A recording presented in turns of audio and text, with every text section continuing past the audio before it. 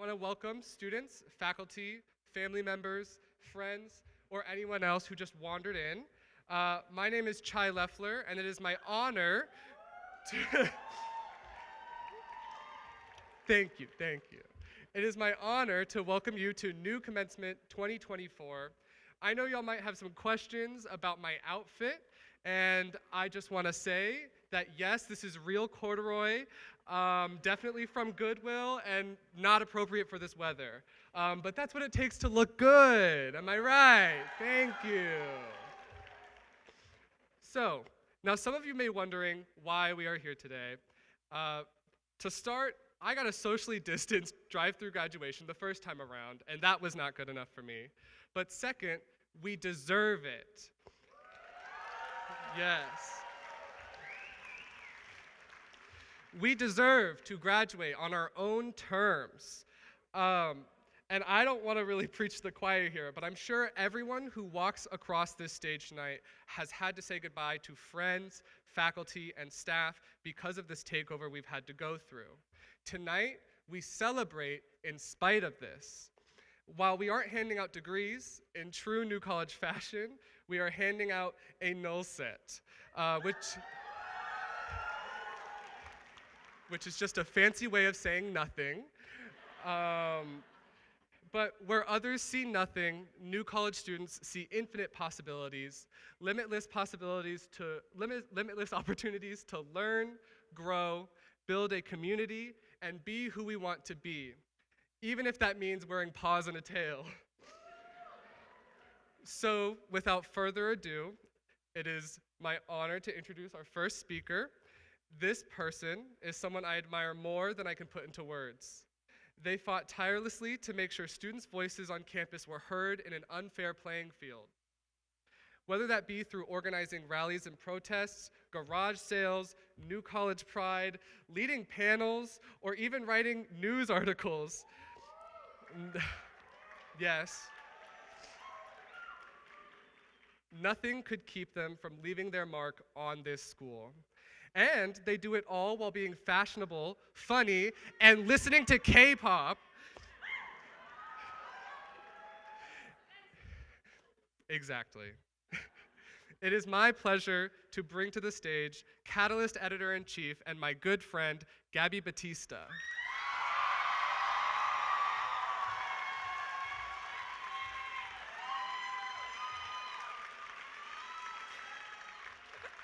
Thank you.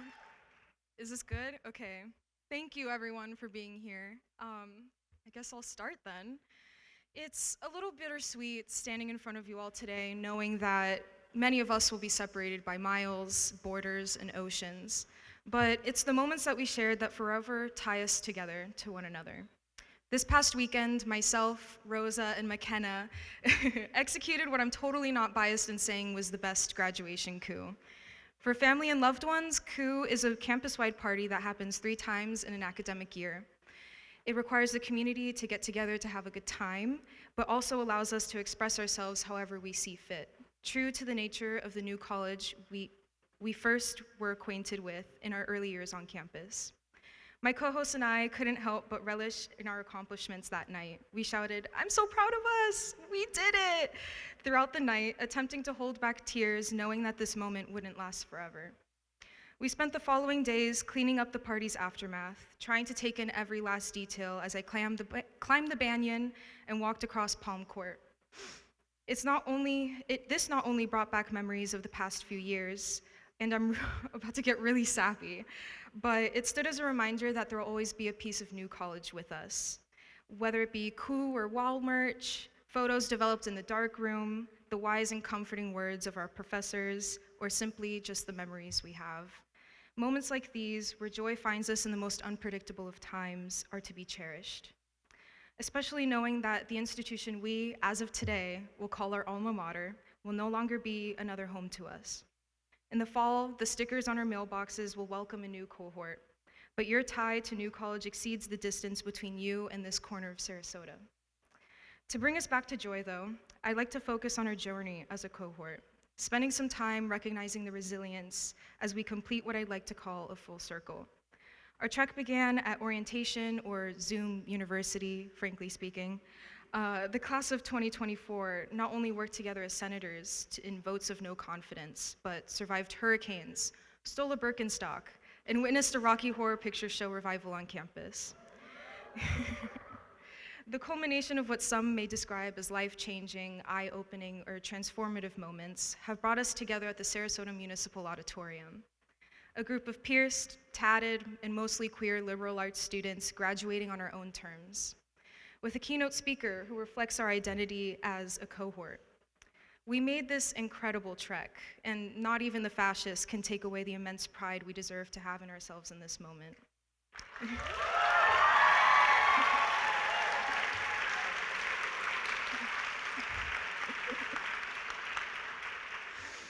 You all are resilient, whether you rallied with us in front of Ham, spent hours planning Pride, sat at your contracts, or passed your back. Despite all odds, we're still here and we did the damn thing. Can I?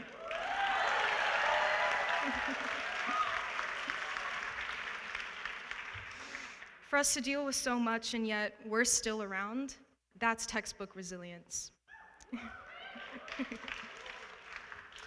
But there's no way that we could have gotten here without the support of our loved ones. Our families, friends, faculty, career coaches, grads are able to walk the stage today because of those that are here with us. You have all acted as shoulders to cry on, hands to hold, and the crucial support systems that have carried us through an indescribable few years. While the grads sitting before me accept the privilege of earning their degrees, it is a community that rallies behind you that births the catalysts of the world. Those of us that will go on to realizing our dreams, and as cliche as this may be, I believe will change the world for the better. So to reiterate that coup moment, we did it.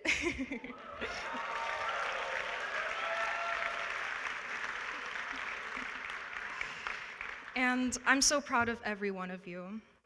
I'll try not to cry as I say this, but I wouldn't trade my years here for the world.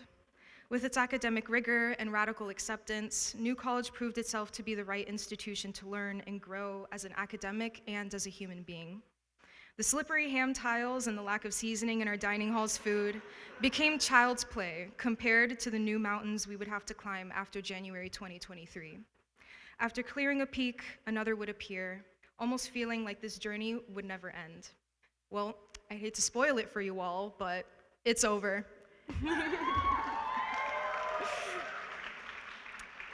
Now you all take on the world and the challenges that come with it, this time with calloused, experienced hands. This is the resilience I've spoken about, persevering against all odds. You did that.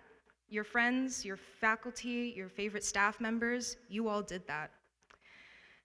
So I'm here to remind you that there is no stopping a New College alum, because we know how to embrace inclusivity, how to party and have a good time, but most importantly, how to survive when all the odds are against you. The path forward is laid out before us. Our job is now to create ripples as we go. Thank you.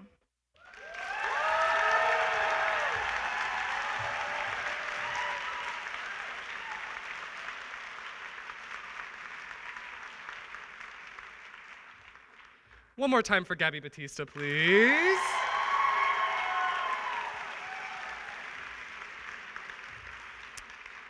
All right, so on to the next speaker. Gotta take off the paw for this because I gotta move a page. So, the next speaker is another person who has left her mark on New College, having shown incredible resilience throughout the chaos of the last 3 semesters. When she was first elected to the New College Student Alliance, which is our student government here, I guarantee she had no idea the amount of work that she had just unknowingly signed up for. One of her many duties was to serve on the New College Board of Trustees, and only a semester into her term, it was transformed completely into a weapon that would do real harm to this community. Despite this, she approached the challenge head-on and did so professionally. She stood up for students in the board meetings, acting as one of the sole voices of reason left on that board. True.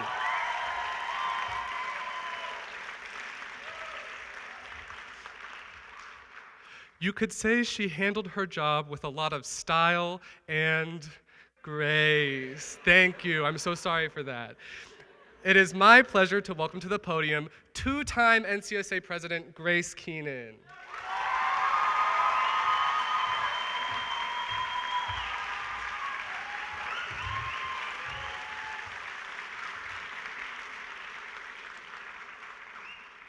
Thank you, everyone. And first, congratulations to our graduates.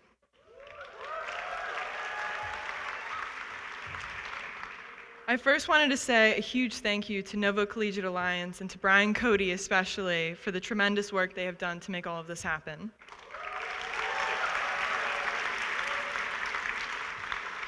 To all the students, alumni, family members, and community members who have dedicated so much of their time to support New College, and to the families and friends who have come out here tonight to support our graduates. Thank you.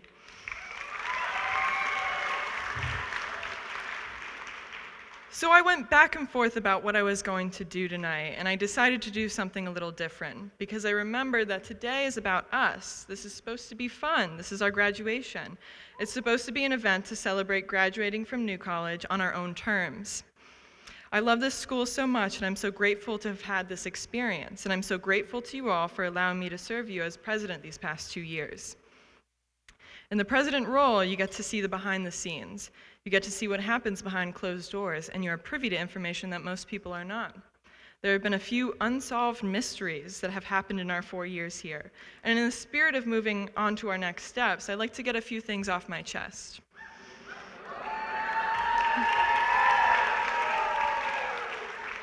I preface this with, for those who are not on the forum or don't know what that is, I'll try and give some context, but today I really wanted to speak to my peers. Many of you remember what was our first real iconic forum moment of our class, when someone stole a single Birkenstock from the pay laundry room.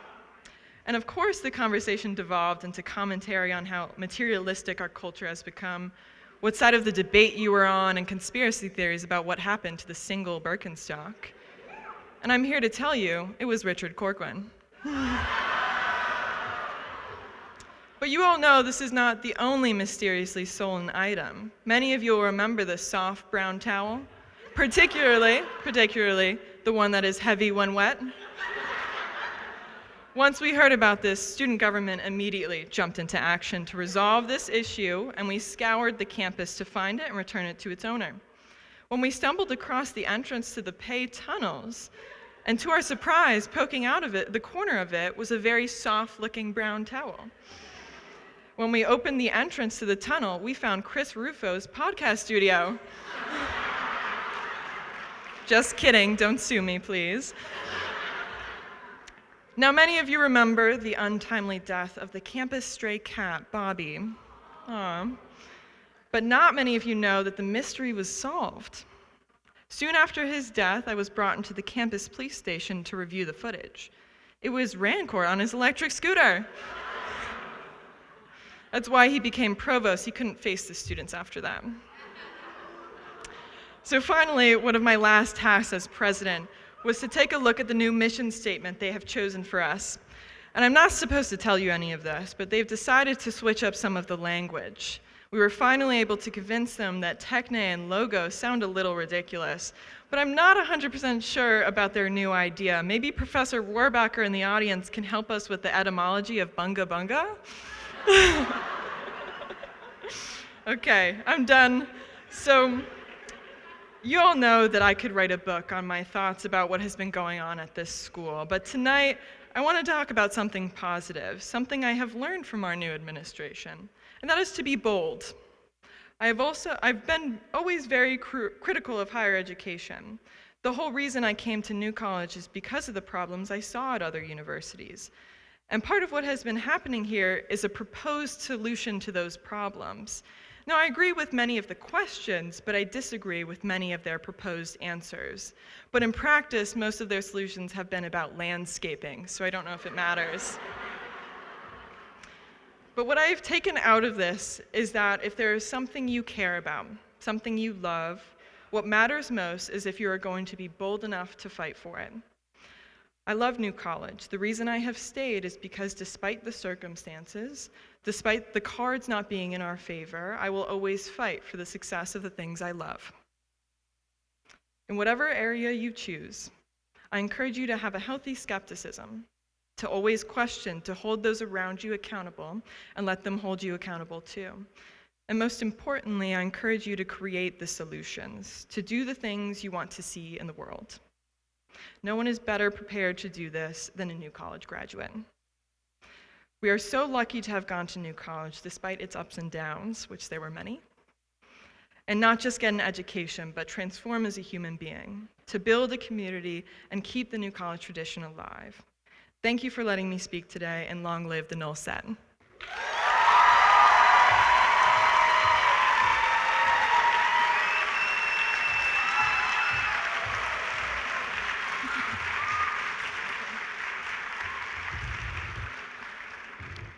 So our next speaker is the current coordinator of the Novo Collegian Alliance and an alum from 2004 to 2008. She is largely one of the reasons why events like New Commencement can happen in the first place.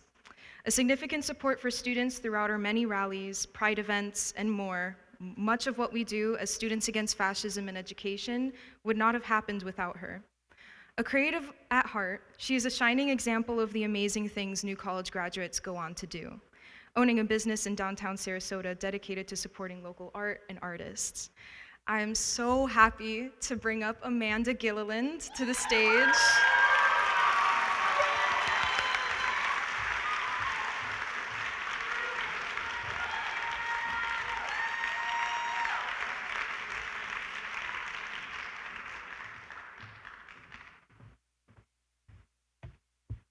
Not very tall. All right, congratulations, graduates. Yay! I am proud to be here tonight as the coordinator of the Novo Collegian Alliance. The Novo Collegian Alliance is a nonprofit, soon to be 501c3, that was begun by a group of alums after the takeover. A major part of our mission is to provide support for the alumni, students, staff, faculty, and allies working to maintain the essence of New College of Florida. It is through this part of the mission that I've had the opportunity to work with so many of you who are here tonight. And I have to say, you are one impressive cohort. Woo! It's true. Since entering New College, you've overcome both the pandemic and the attempted authoritarian takeover of your school. You've stood up for educational freedom, not just for New College, but for universities throughout the country. And now, you've also done the thing that you came here to do. You've completed an academically rigorous degree. You've prepared yourself for success at anything you want to do in the future. Yeah.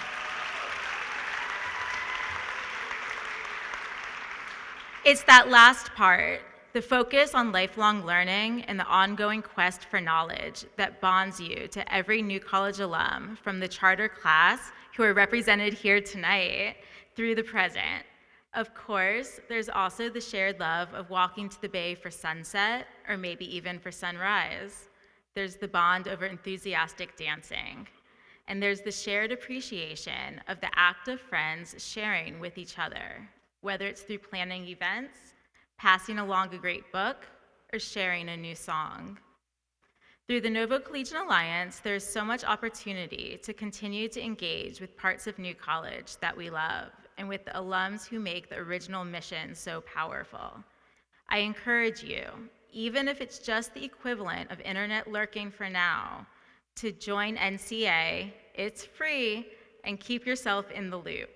Through the Novo Collegian Alliance, you can keep in touch or get in touch with alums you already know and alums who you have yet to meet. And I promise you, New College alums are the first to offer a couch or a spare room when your travel plans suddenly change.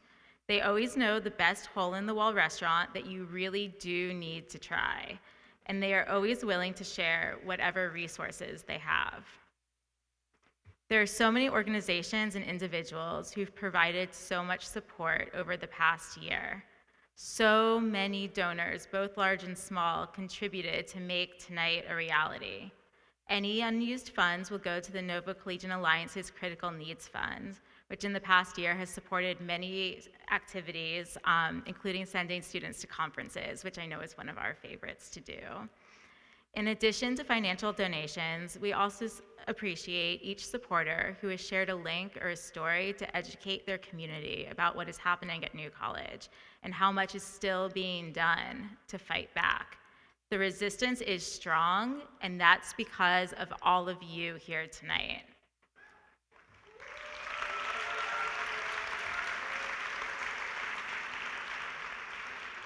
I want to thank Bard and Osan for all their amazing support, including contributing travel for our wonderful keynote speaker, Masha Gessen.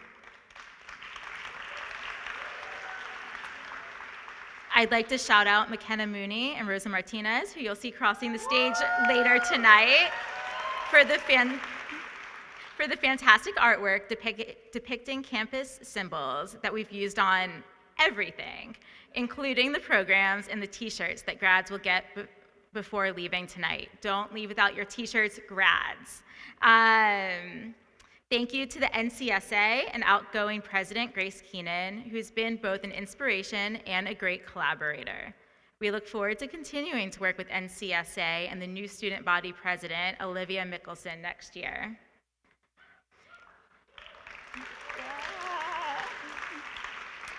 Shout out to Casey and Maddie Markham, who took this wild idea of Casey's to do an alternative graduation last year and then made it happen, just like new college students do.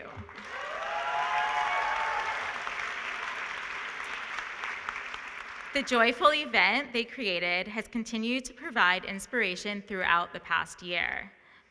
And the outline last year's event provided definitely also helped make this a little easier to plan. Maddie and Casey, thank you both for being risk takers and some of the hardest working people I've ever known. All right. To the faculty and staff who are here tonight, including my advisor who helped me get through, thank you, Professor Hernandez.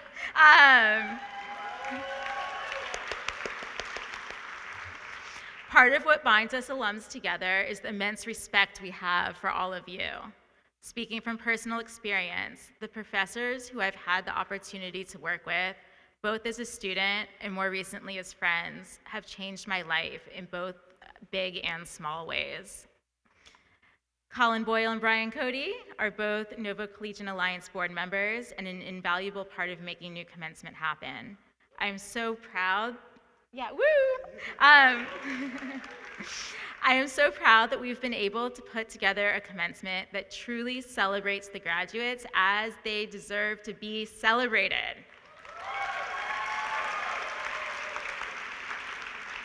I'm also proud to share that the majority of this year's graduates are here tonight, surrounded by those who support them most, for a total of over 700 people celebrating together.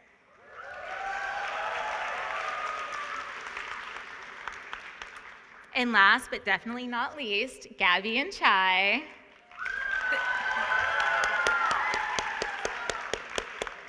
The student organizers of tonight's event. It has been inspiring to work with you. Seeing the way you move through the world is both impressive and appreciated. The work that you are doing now is creating wonderful footsteps for my own children to follow in, and that is something that I will forever be grateful to you for. Thank you so much, and congratulations, graduates!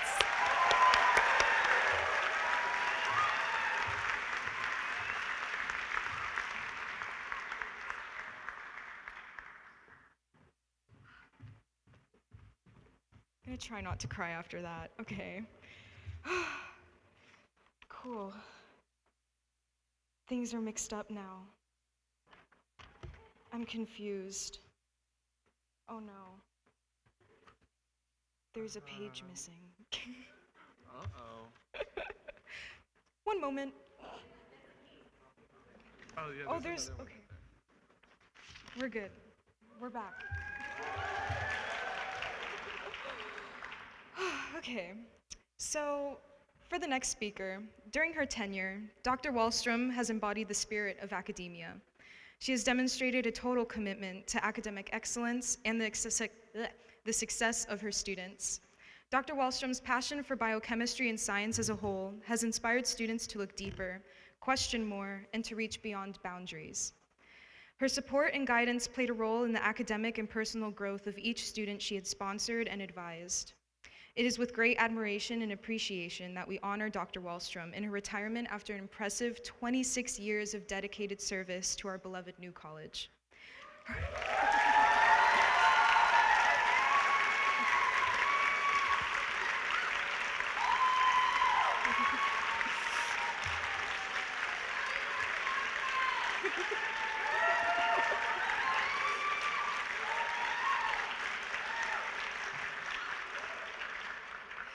Her legacy will continue to echo through the halls of New College, and her influence will live forever in each of her students. I'm very proud to bring up Dr. Wallstrom.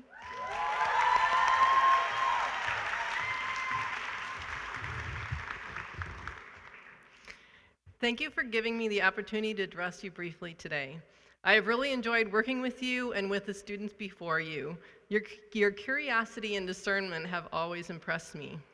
I want to congratulate you all. You persevered through some very challenging semesters, and I know many of you took extra classes so you could graduate this year. Some of you may have struggled during your time at New College, and I want to tell you that the students I've known, even those who didn't pass all their contracts or who had to take some time off, they all went on to do impressive things. I always remind my students that I'm meeting you and working with you during a difficult time in your life, and I know that you will blossom on your own schedule. I would like to tell you about a few things that have helped me in my life, and maybe they can help you too. We are all part of a huge ecosystem, and we need to remember that we are biological entities. We are bags of mostly water, and we need special care. I've spent my professional career studying molecules that are dissolved in these bags, and they have amazing properties. They have a large capacity for protection and repair, but eventually things fall apart under too much stress. We all need real food, exercise, sleep, and sunscreen. These are the things that will keep you healthy and attentive and help you reach your full potential. We also need to take care of our brains. Look inside yourself and try to recognize your strengths and acknowledge your weaknesses. Then you can find ways to use your strength and improve your weak areas. Self-reflection and self-improvement will get you far and help you be happier. So will friendships with nice people. There is also an ecosystem outside of us, and I hope that you always pay attention to it and care for it. Remember to notice the wildlife and plants around us because they are really amazing but ephemeral. I also urge you to pay attention to the people around you and care for them and value them, especially those who are less fortunate than you are or who are different from you. You never know when someone needs to see a smiling face or receive a sincere thank you. And finally, I don't want you to leave New College thinking that the governor and his friends took over New College because they thought we were weak. They took us over because we are strong and because you are all talented and ready to change the world. You are dangerous to them and they are afraid of you. You are going to go out into the world and be dangerous by helping people, starting businesses, improving the environment, and accomplishing many other things that I can't even imagine, just like the students who came before you. I look forward to living in that world and being dangerous with you. Congratulations again.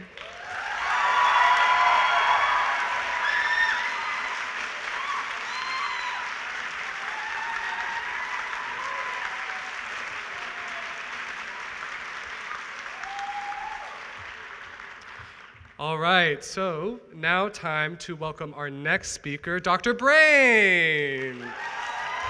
That is a joke, he's not here today.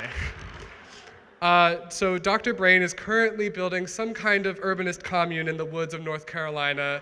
That's a half joke, but it would not be right to let him get off the hook this easy.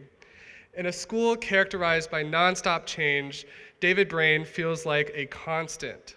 For those of you who don't know, Brain has been a professor of sociology and urban studies at New College for over 30 years, which is kind of longer than I've been alive, so. When he came to New College, it was under the control of a different regime called University of South Florida. After declaring our independence, our tiny school had to design a master plan for the future. Rather than settling for the mediocre status quo, Brain spearheaded a design charrette that allowed New College students to share their ideas for what a better campus could look like. David Brain ensured that there was a true charrette process, intense days where planners were on campus, people came in and gave their thoughts. There was a tutorial of students involved in collecting feedback, all to shape what the campus would look like in 20 years, 40 years, or even 60 years. It was inclusive, it was transparent, and it was lively. Everything a campus planning process should be, and not at all like we see today.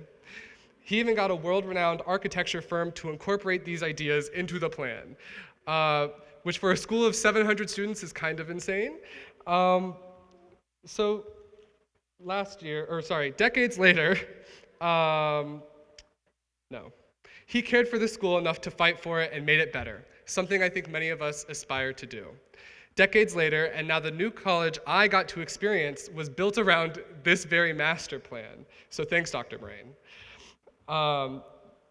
Last year, Dr. Brain further cemented his status in the New College Hall of Fame by leading yet another design charrette, this time bringing in students from around the country to New College to engage with our community and build a better future for this school. He has a clear passion for bringing communities together and making people feel included, which I found so impactful that I now have an urban studies degree to show for it. Woo! He leaves behind a legacy like no other and is an irreplaceable part of this college that will forever be a part of it, even if he escapes to the mountains. Thank you, Dr. Brain.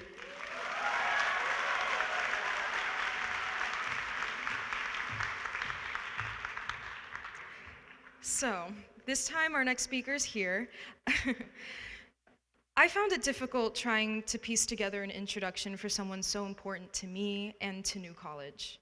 I was offered advice to not focus on the many, many initiatives she has been a part of, but to shed a light on the impacts of such an important figure at the college. Maria Vesperi has imbued New College with more life and vigor than we will ever come close to knowing. As a seasoned professor of anthropology and the Catalyst faculty sponsor, she saw New College and its many cohorts through their ups and downs. Getting to know her has been one of the many highlights of my stint as an anthropology student and a journalism student, teaching myself and so many students the essentials from news judgment to cultural relativism. Maria, throughout her illustrious career in various fields, has made herself to be the example of the kind of anthropologist, journalist, activist, and kind-hearted individual we can only hope to aspire to be. Everyone, welcome Maria Vesperi to the podium.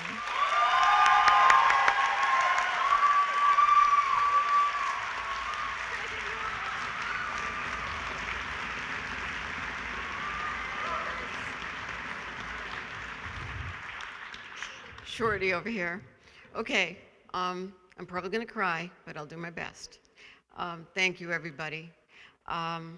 Thank you, congratulations all of you who are graduating. You've really done something incredible under, really difficult circumstances. Thanks to Brian Cody, who's been such a constant inspiration for all that's happened. I want to tell you there are copies of the Catalyst out on the table there. You can take any you like. They're old ones back to maybe 2015 or maybe even older. So rifle through them, take any you like, and we have lots more copies because, they only do a certain size print run. We haven't had prints since the pandemic, so they're kind of, some of them are yellowed, but they're still good. And finally, I'd like to say thank you to Gabby. It was a conversation with her in the parking lot that inspired what I have to say. Okay. My father was born in 1907, I'm sorry, of Italian immigrant parents, and grew up in the small industrial town of Milford, Massachusetts, which is my hometown as well. When he was 9 years old, he became friendly with a neighbor, a young man he idolized the way children do.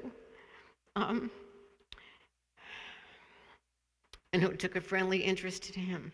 The young man didn't stay long, and my father never saw him again.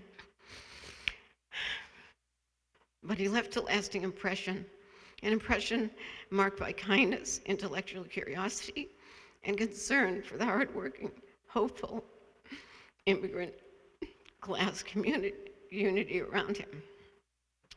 He didn't know that his friend was there to participate in strikes at a nearby factory that would turn violent, and he wouldn't have recognized him by the names applied so freely by others. Names like anarchist, foreigner, outside agitator, and ultimately thief and murderer. When my dad was 20, the young mentor he remembered so vividly, Nicholas Sacco, was executed along with his comrade Bartolomeo Vanzetti. Sacco and Vanzetti were indeed anarchists, but my father believed, along with many others, that they were innocent of the crimes of which they were accused, and that instead they were killed by the state because of their commitment to social justice, to helping people just like them. My father pinpointed that realization as the moment that radicalized him. He and my mother, a first wave feminist, adopted me as a baby when they were in their mid-40s, and I was fortunate to witness and learn from two people who were fully committed to public education and putting in the work needed to make equal opportunity a reality for all children and teens. It was radical inclusion and radical empathy. They both passed away by the time I came to New College in 1993, myself in my early 40s at that time. But I knew they would have delighted in what I found here: uncensored intellectual curiosity, respect for young people and their ideas on a first name basis. No ritual behavior that didn't come from the heart. No frills. Pedagogy that gave students the tools to look for the nature of power by its effects on those at the edges. The confidence to question authority at every turn. Encouragement to read as much and as widely as they could. The strength to step forward without hesitation and risk as much as is required for what you believe in. I have been supremely fortunate to spend my life surrounded by the bravest of truth seekers, activists, journalists, scholars, students, stewards of the land, healers, filmmakers, creators of all kinds.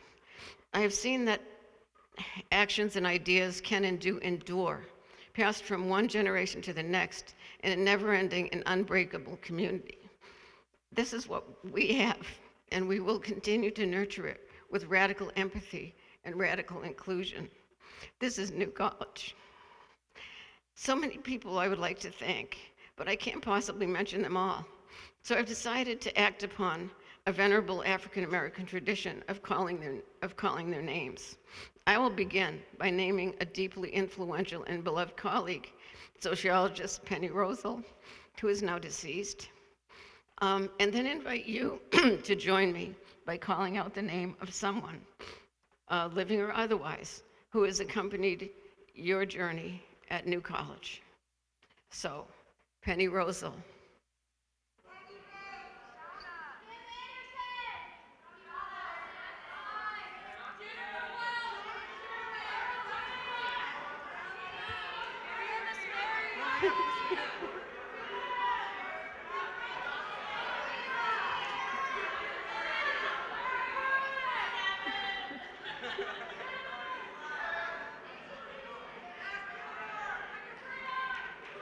Okay, never forget them. Okay. Thank you. Say their names. Thank you.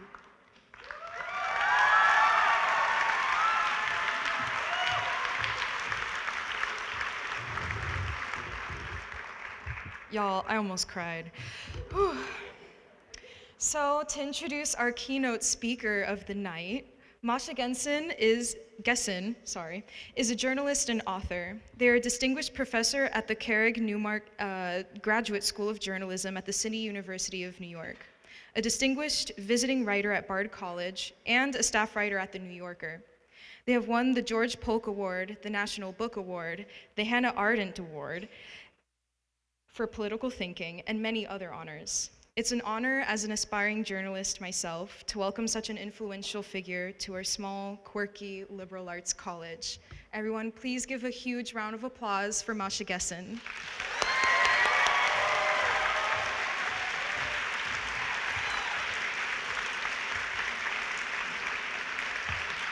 Thank you. So commencement addresses are a strange genre. There are things that I'm supposed to do and things that I should avoid doing, and they happen to be the same things. The things that I feel I should avoid doing is telling you to have hope in spite of hope, and the other is telling you to go out there and fix the world that we, the generations that came before you, have failed to save. And yet these are exactly my goals today. So let's see how I can solve this impossible problem. And that way, perhaps, I can earn the right to ask you, too, to solve impossible problems. So most of you have had a strange, remarkable, unsettling 4 years. The COVID-19 pandemic overshadowed your last semester of high school. Graduation ceremonies, proms, bashes were canceled or held in the backs of cars lined up along a beach or some other such thing. Some of you lost family members to COVID-19. And at the same time, a great protest movement was taking shape in response to the murder of George Floyd, one of many Black people who are killed by the police in this country every month, but one whose death was captured on video and reached each of us in our isolation. There were dozens of marches and protests in Florida alone. Some of you, I'm sure, participated. Perhaps some of you experienced for the first time the thrill of being with like-minded people, of acting collectively, of turning your anger and your despair and your fear into the demand for a better world. I fear that some of you experienced police violence. I suspect that many of you took part in peaceful protests only to see them misrepresented in some of the media as violent. You began college during that strange first year of the pandemic, when spaces you shared with other people appeared first as a source of danger. And yet, I'm sure you felt lucky and hopeful to have chosen this remarkable institution and to have had it choose you. I imagine that you were inspired by your professors and your classmates, that you discussed ideas you had never considered, that you had conversations you'll remember for the rest of your lives, and that you met people you will always know. And then things changed again. The governors carried out a hostile takeover of your college. More than a third of the faculty left. Many students left too. Many of the students who came were not looking for the promise that had drawn you to this. Many of the new students who came were not looking for the promise that had drawn you to this place, an ongoing radical experiment in studying the liberal arts. You learned 3 painful lessons from this experience. You learned that institutions are fragile, and this includes institutions that shape our lives. As faculty left and the curriculum changed and classes got bigger, you learned that autocratic politics has a dumbing down effect. The ideas and aesthetics of autocracy are always mediocre. And the third lesson is, to me, the most politically damaging. You learned that you can't trust the state to provide you with the best possible education. New College of Florida was an example of a very special dream, a radical college born in the 1960s that joined a public university system, becoming its honors college. The people who came for New College are the same people who are now going after the Ivy Leagues, the same people who have unseated the presidents of Harvard and the University of Pennsylvania, and are gunning for many more. At the moment, they're wielding accusations of anti-Semitism as their weapon, but you, of all people, know that this is a pretext. These people hate education as you and I understand it, learning to think critically and reason originally. Really, they make no secret of this. Some of the anti-elite, anti-woke, anti-intellectual rhetoric they used when they took over your college is the same as they're using now. And of course, I think you also recognize the way in which mostly peaceful protests are being misrepresented as hateful and violent, and the way frightful images are used to obscure the actual political arguments of the protesters. Your education has been under attack, and yet you have learned too much. And still, I stand here before you, trying to find my way to tell you to hope against hope, and to go out and fix a world we have failed to save. What am I thinking? I know the statistics. Who doesn't at this point? The rates of depression, anxiety, and self-harm in your generation.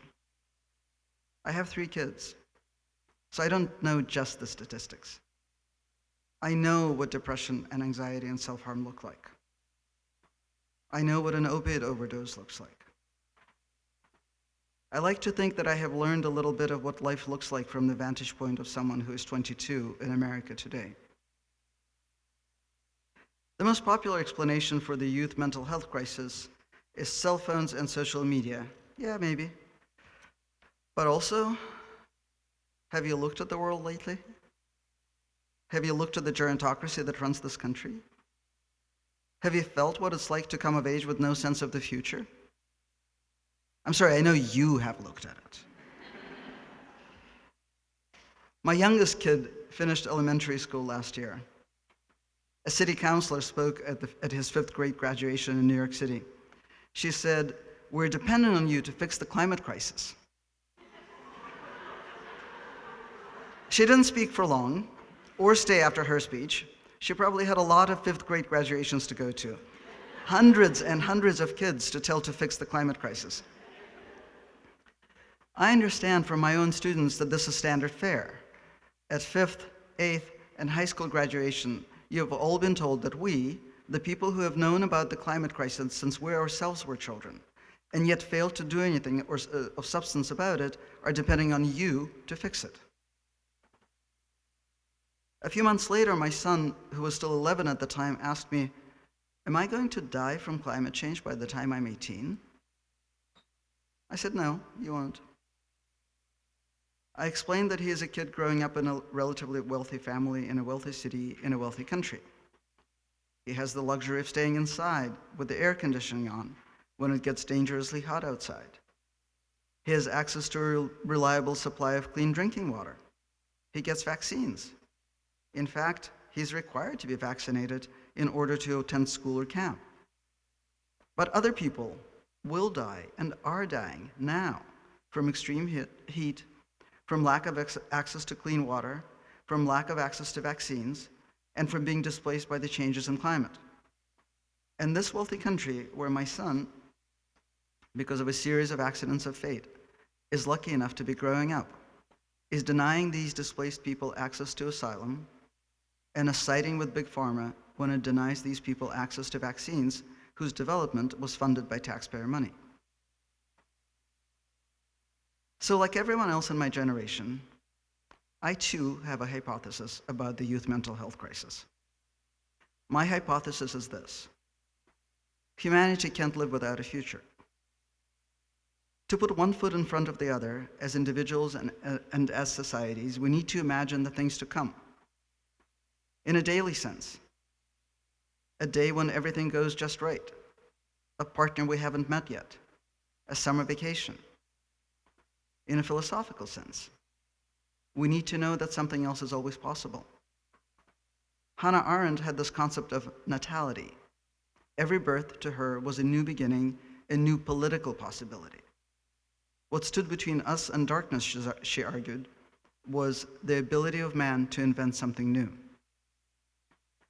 And even in our most hopeless moments, I think, we tend to imagine a future in which there's more justice, in which our children or grandchildren, who carry in them tiny fractions of ourselves, can look back on this time and see something we see, and lend us their companionship and their compassion from the future. I was recently in Israel-Palestine, a place that feels very hopeless right now, and I was speaking to a Palestinian feminist activist who, in this impossible time, is finding the resources to express solidarity with some Jewish women. She told me that she imagined that someday her granddaughter would read her statement and understand. I knew what she was saying. In the present, almost no one understood her, but she still believed in the future. I knew what she was saying because in the last couple of years, with the war in Ukraine and the war in Gaza, a little voice from the future has taken up residence in my head. Without this voice, it would be much harder for me to have hope. I find this voice at once reassuring and disquieting. If I'm honest, I have to question whether that imaginary grandchild will really be so understanding, even if, especially if, they share my core values. What if instead they look back on the present day and see the ways in which we have been systematically lying to you?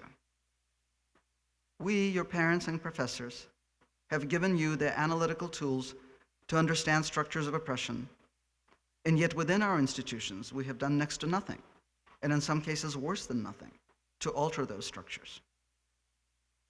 We have armed you with critiques of capitalism and sent you out into the world with student loans that some of you will carry for most of the rest of your lives. We have preached ideals of egalitarianism, participation, and kindness, and we have pushed you to succeed in cutthroat, competitive environments with prohibitive barriers to entry. And we haven't just pushed you. We have continued to build a society in which a life of dignity is contingent on this kind of success. We have extolled the value of civic participation and placed you in private schools, or, as in the case of New College, have failed to protect your public education. We have taught you the history of American protests and revolutions and called the police on you when you act in accordance with ideas we have passed on, films we have shown you, and songs we have played for you. There's nothing new about generational divides, but this hypocrisy strikes me as unprecedented. We speak the same language, or so it would seem, but we have been teaching you not to take what we say literally. When we say dismantle structural racism, we seem to mean this is how things have always been and always will be. When we say that everyone has a right to housing, healthcare, and the life of dignity, we seem to mean go work 70 hours a week for a corporation engaged in unethical business practices so that you can have health insurance and a roof over your head. When we say fix the climate crisis, we seem to be telling you we can't fix it and neither can you. How could that not make you depressed and anxious? So how am I going to make my way to telling you to have hope now? Here's how. Following the great social psychologist Erich Fromm and the radical educator Paulo Freire, I'm going to say that hope is not identical to faith. Faith is blind. Hope, as Fromm wrote, is the mood that accompanies faith.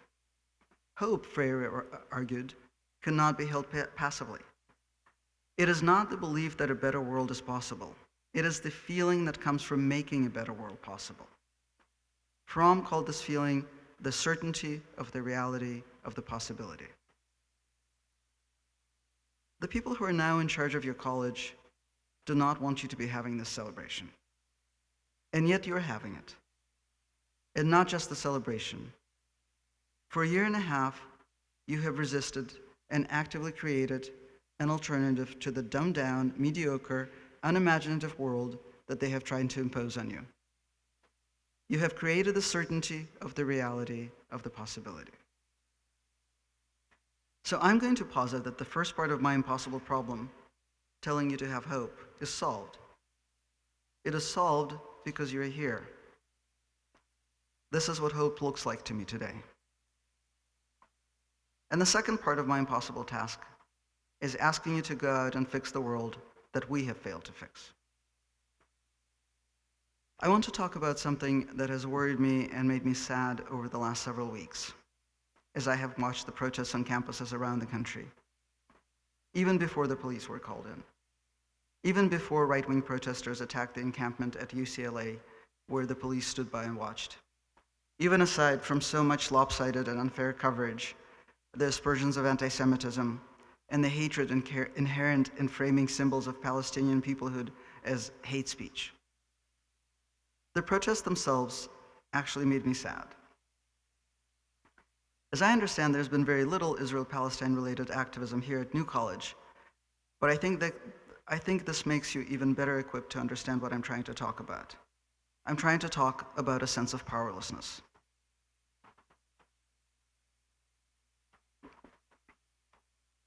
Here are the facts. For the last 7 months, we have been witnessing violence on a scale unparalleled in your lifetimes. On October 7th, Hamas murdered 1,200 people in Israel. Since then, Israel has killed some 35,000 people in Gaza, a majority of them women and children. Most surviving Gazans are now sheltering, if you can call it that, in Rafah.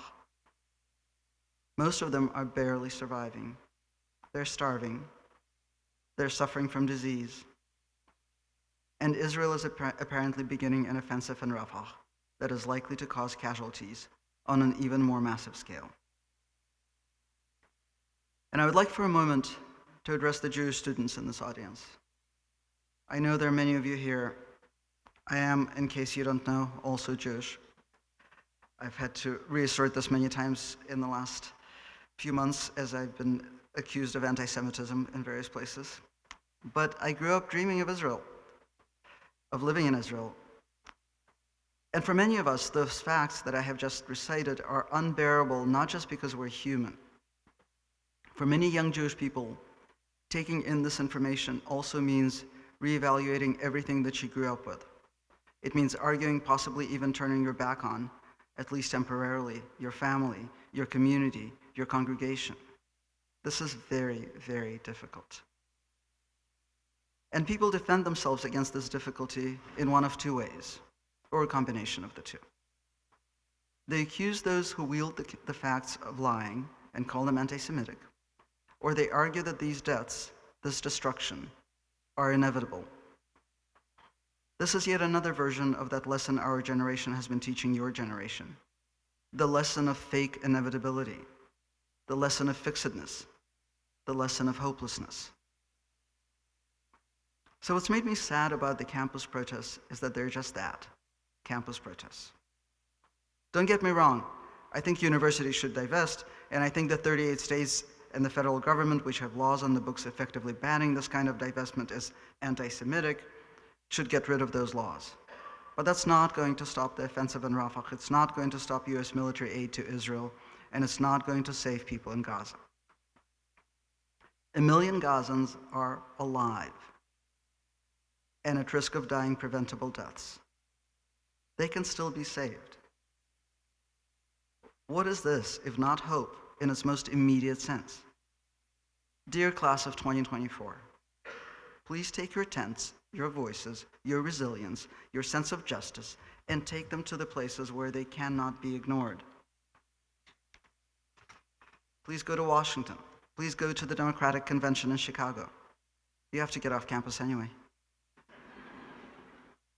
Please take the lessons we have taught you about thinking critically. Please remember the language we have taught you for communicating your ideas. And please, instead of thinking that we lied to you when we gave you those tools, assume that we lied about something else. We lied when we implied or acted as though the world is unchangeable. You know that a different world is possible. You know this because you created it here. Now go out and demand and build the world you know you deserve. Happy graduation.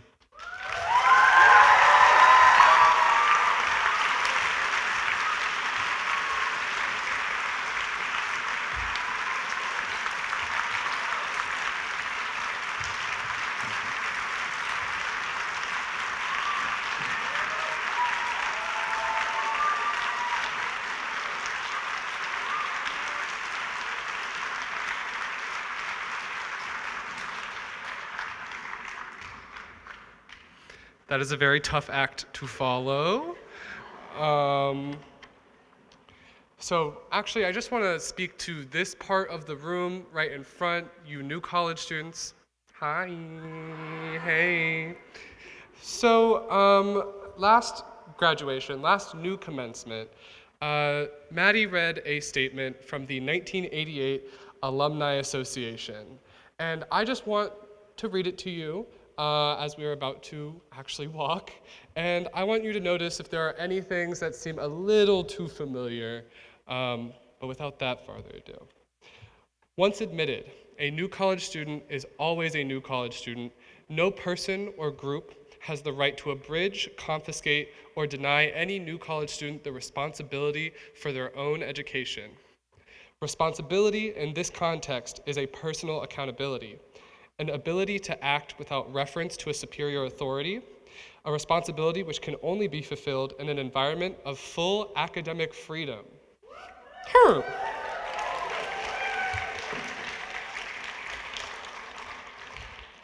Such an environment was established and is protected by New College faculty in their commitment to give students access to themselves.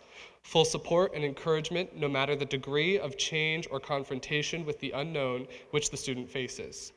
And, in response to the students' expressed goals, to offer suggestions, challenges, and opportunities for students' personal and academic growth. Above all, New College faculty must be committed to restraint in that they never become an obstacle in the student's growth. New College must always be as creative as possible and as innovative as its faculty and students deem necessary.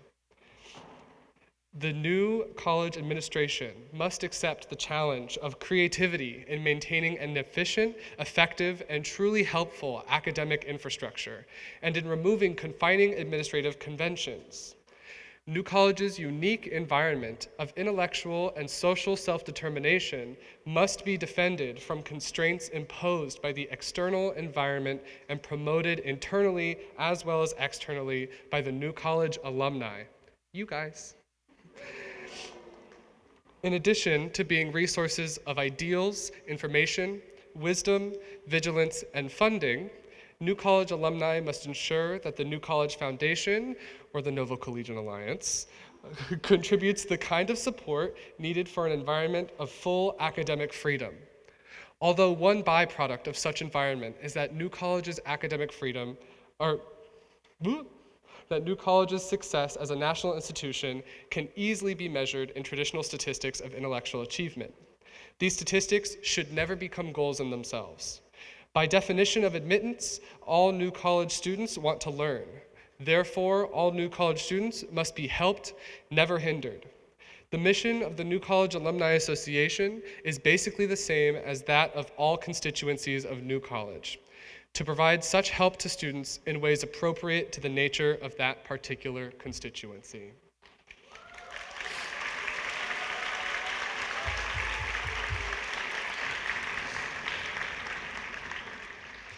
And with that out of the way, it is now time to announce the graduating students. We have tasked, yes, thank you.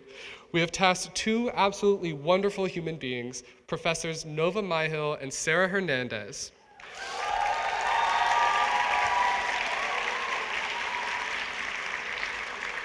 All right. And graduates, you'll be called up by row, but I do believe it is time to begin. That's a good question. Which side? Okay, that side.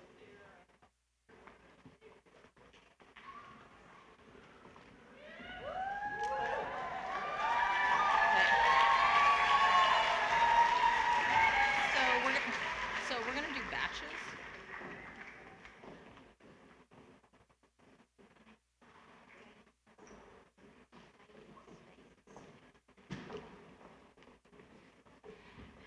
Dairis Magnon Arias.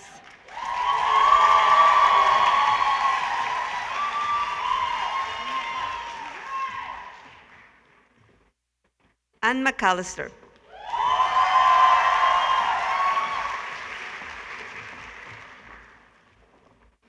Rosa Martinez.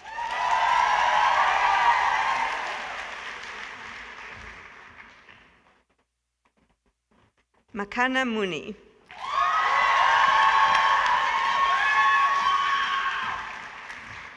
Annie Dong.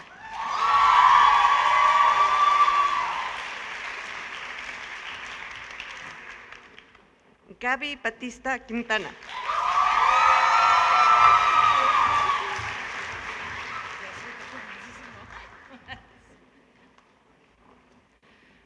Yummy like the rat from Ratatouille, cats.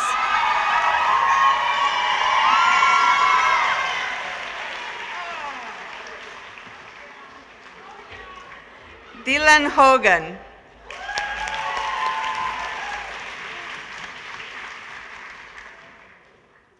Michael Bolish.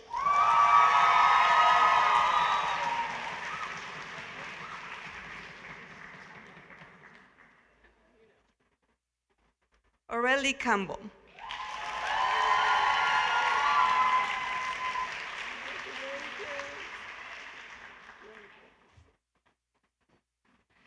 Samantha Sacristan.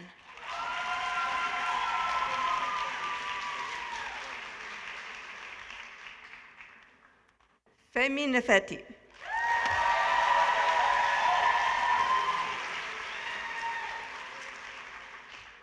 Grace Keenan.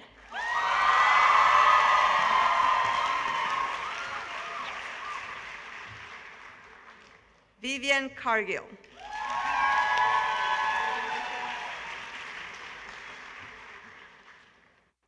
Lindsay Bliss Jennings.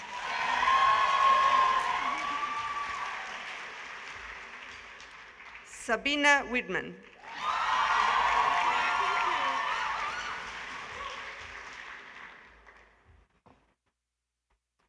Alexandra Gates.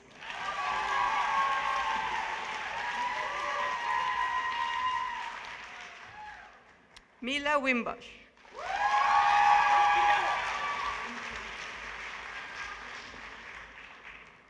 Anna Galiski.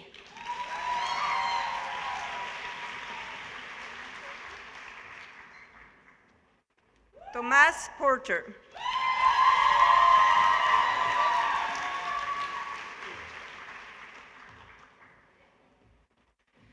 Isaac Teachea.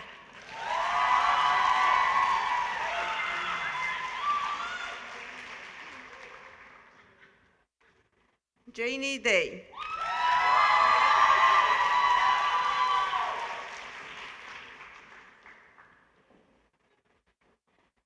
Isaac Moncala Almendarez.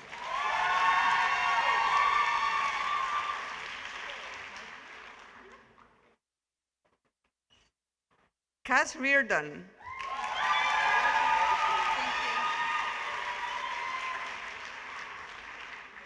Galen Ridzik.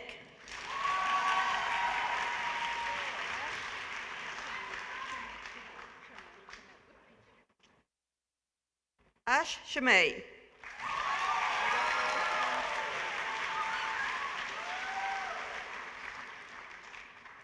Kranti Jafar.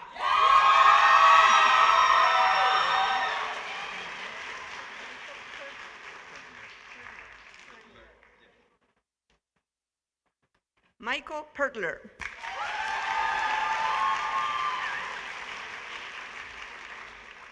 Jenna Levitch.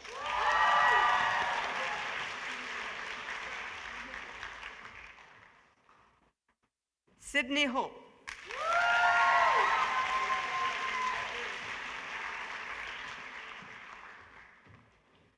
Sophia Mayo.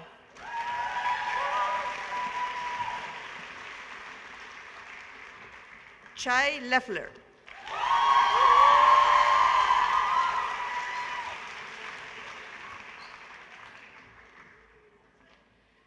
Sydney Lingenfeltzer.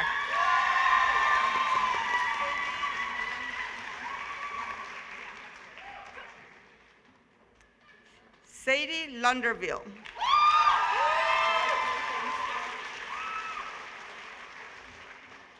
Melissa Bouchard.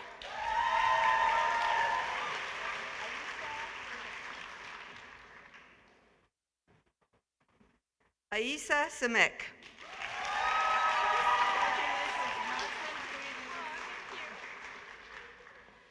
Alexander Wills.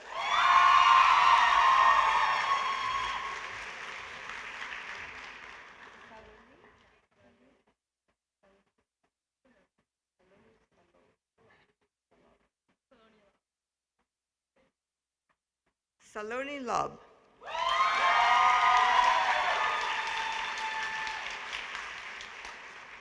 The girl with red hair, Chloe Rusek.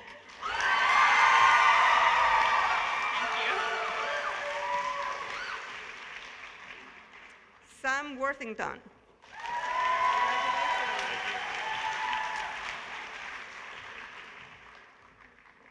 Cyriac Versini.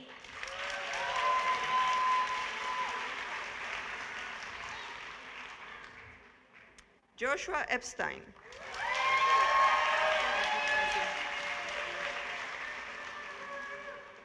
Lola Lyons.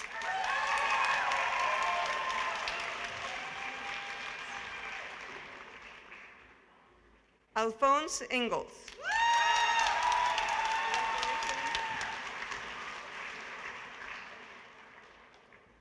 Sophie Flem.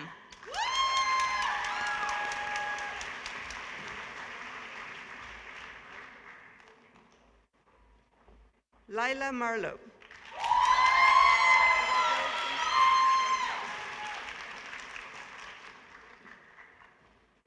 Sarah Sarnicki.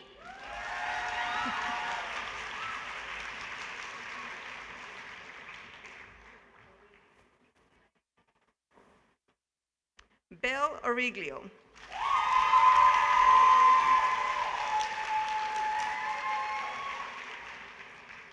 Lola Swanson.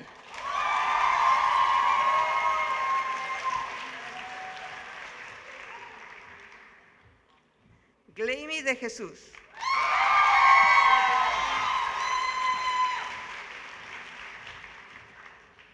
Ahmet Sami Jemek.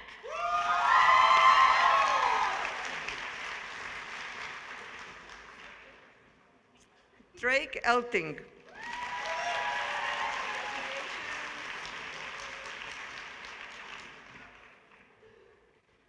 Ariella Russin.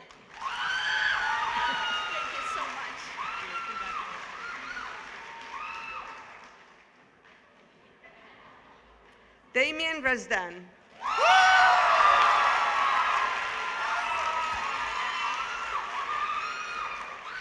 Brendan McMahon.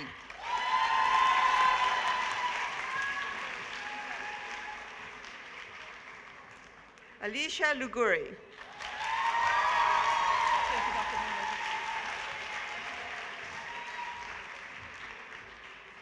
Soledad Gonzalez.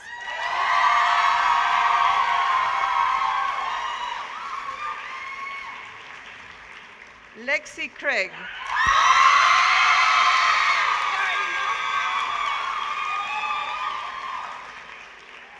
Alyssa Palmatier.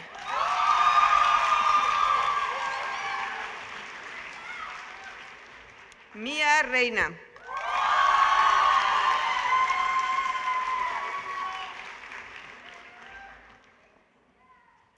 Marshall Bustamante.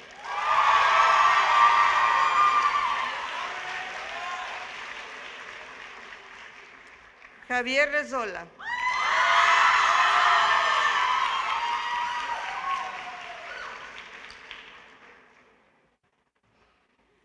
Liam Parker Carrillo Rodriguez.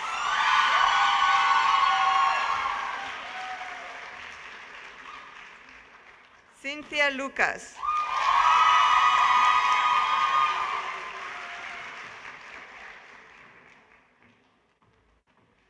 Brittany Hall.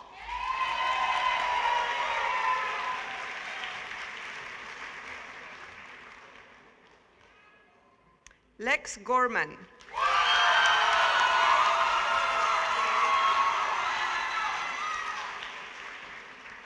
Darwin Tepe.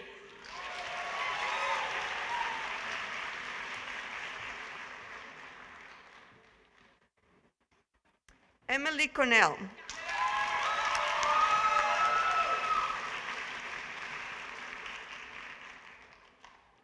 Nico Card.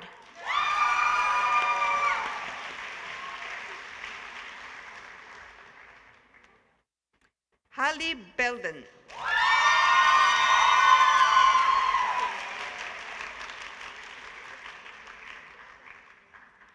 Audrey Dixon.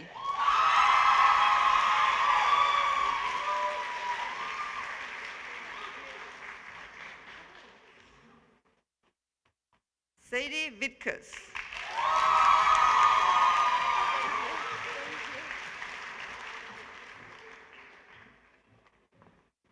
Amy Mendoza.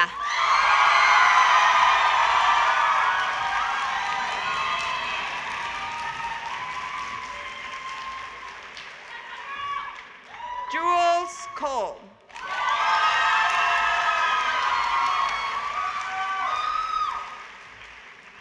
Jane Major.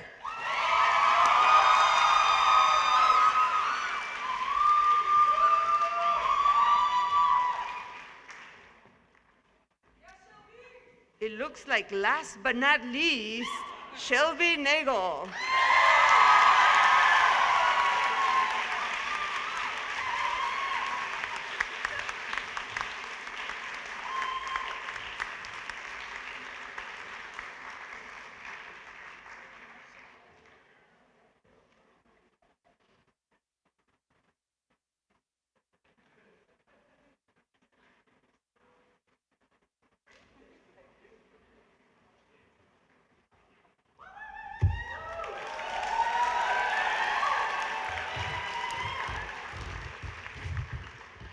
I'm John O'Miller.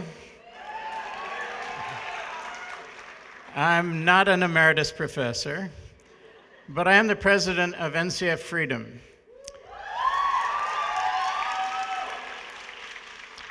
And NCF Freedom, like the Novo Collegian Alliance, is committed to retaining the authentic core values of New College. And what are those core values? Well, there are a lot, but some of them are academic freedom, shared governance, and student agency.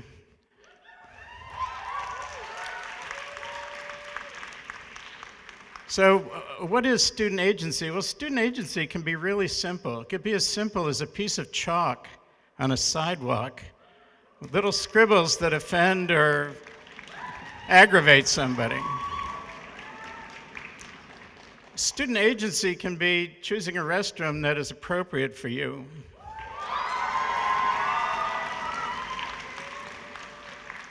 Student agency can be having a mascot that you want instead of one that's foisted upon you by people that have probably never spent more than 24 hours on campus.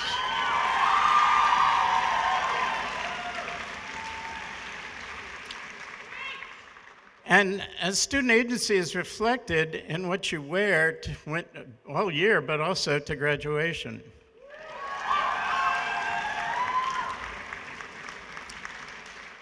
Now, last week, the charter class of New College, the class that came in 1964, held their own reunion here in Sarasota. And if you do the math, these are people in their late 70s. So I was really interested in speaking with them and learning about their experience. And one of the questions I asked is, what was it like? What was your graduation like? What did people wear? And they said, people wore whatever they wanted. So this is a proud tradition that you're participating in, the ability to wear what you personally want to wear.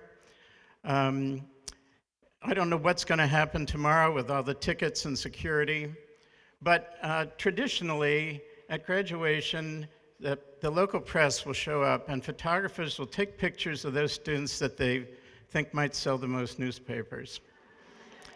And that's fine because we need to support the printed press.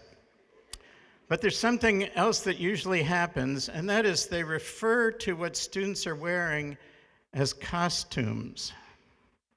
That's where I draw the line, because costume is something you wear to conceal your identity, to pretend you're someone other than who you are.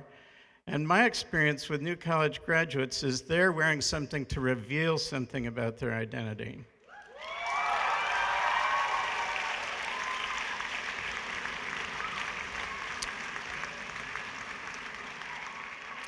So keep doing that. I know it's dangerous. You don't need an emeritus professor status to know that it's dangerous to get in between students and music and dancing.